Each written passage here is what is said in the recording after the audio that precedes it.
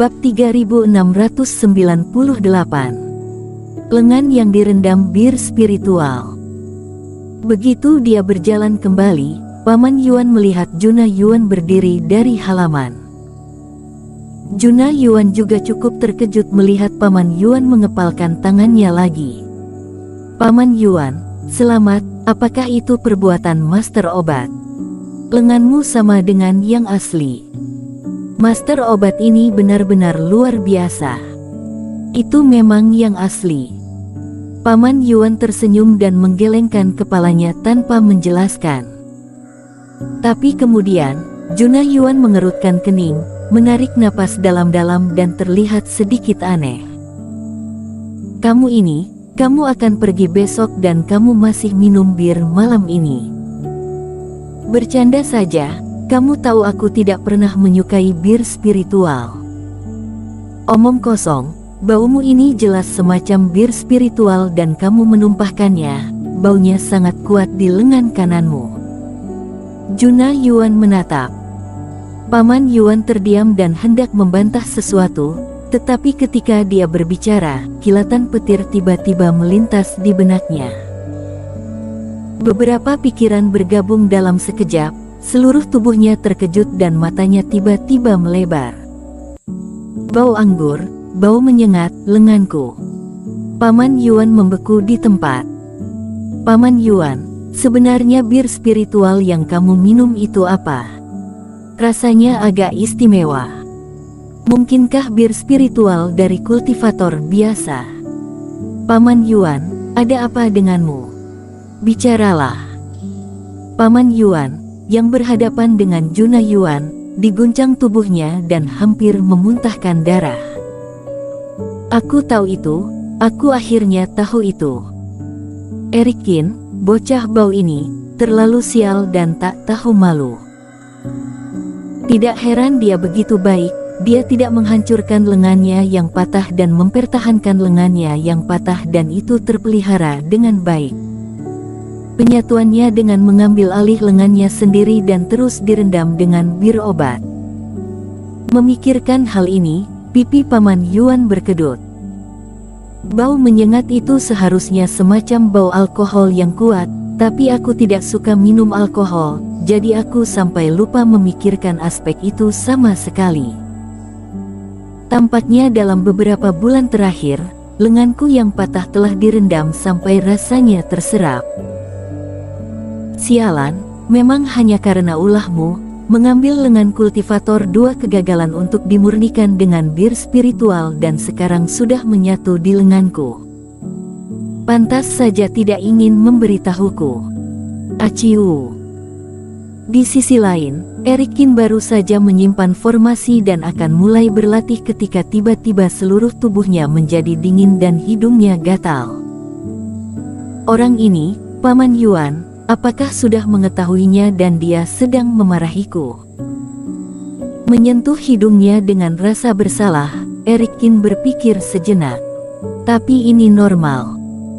Jika aku tidak merendamnya dengan bir, bagaimana aku bisa menjaga lengannya yang terputus itu? Aku percaya bahwa Paman Yuan dapat memahaminya, dia harus memahami dirinya sendiri. Sambil menutup matanya, Erikin terus berlatih. Malam berlalu dengan cepat.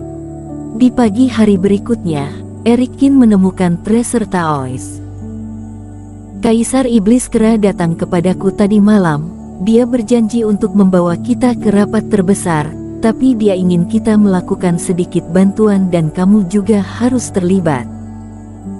Kemudian, Erikin mengulangi kepada Treasure Taois apa yang dikatakan Kaisar Iblis Kera kepadanya tadi malam. Orang ini juga akan ikut rapat terbesar dengan klan Kera, bagaimana dia bisa menghindarinya? Selain itu, jika ingin menggunakan 3 hari untuk mencapai efek yang ingin dicapai, dia harus menggunakan Treasure Taois, tenaga kerja gratis dan tas penuh harta karun.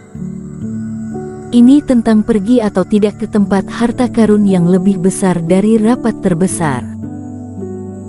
Setelah memastikan bahwa bocah Erikin tidak menipu dirinya sendiri dengan kedok Kaisar Iblis Kera, Tracer Taois membuat komentar singkat, dia ragu-ragu dan setuju.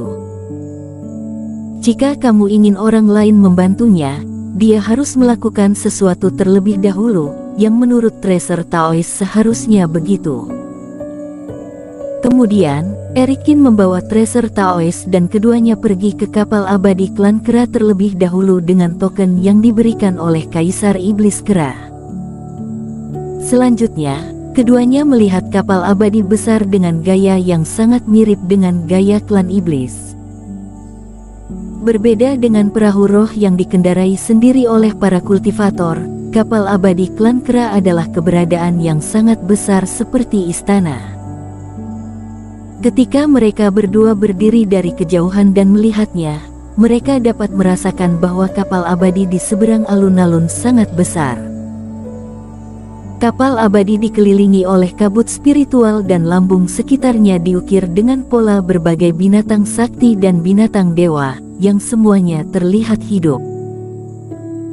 Di bawah cahaya Reiki khusus, itu memberi orang perasaan bahwa binatang purba ini tampaknya hidup dan bahkan mereka dapat mendengar binatang buas bergoyang di atas kapal, membuat suara panggilan binatang.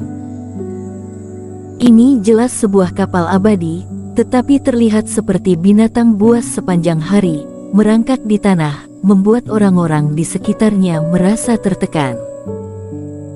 Seperti kapal abadi yang dibuat seperti ini, jelas setelah dibuka, konsumsi batu roh dan berbagai sumber daya sulit diukur. Namun, benda ini biasanya tidak digunakan sama sekali. Benda ini seperti kapal abadi dari keluarga sekte besar itu, digunakan untuk mendukung pemandangan dan mencerminkan tempat yang kuat. Erikin, aku bisa merasakan bahwa kapal abadi ini adalah harta kecil. Ada begitu banyak harta di dalamnya sehingga aku tidak tahan. Sambil menuju ke kapal abadi, Tracer Taois membelalakan matanya dan terus menelan ludah. Kamu tergoda lagi, mau ambil beberapa? Tentu saja bagus untuk memiliki kesempatan ini. Kalau begitu sebaiknya kau singkirkan hatimu, atau kamu akan dipenggal oleh Kaisar Iblis Kera. Jangan salahkan aku karena tidak menyelamatkanmu. Erikin memutar matanya dan memberitahukan hal ini ke Tracer Taois. Orang ini bahkan berani menginginkan kapal abadi klan kera, dia benar-benar cari mati.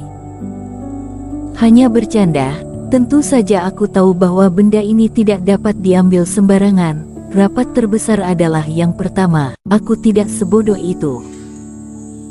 Tracer Taois tersenyum dan menggosok tangannya dengan keras, tampaknya mencoba yang terbaik untuk menekan dorongan ini.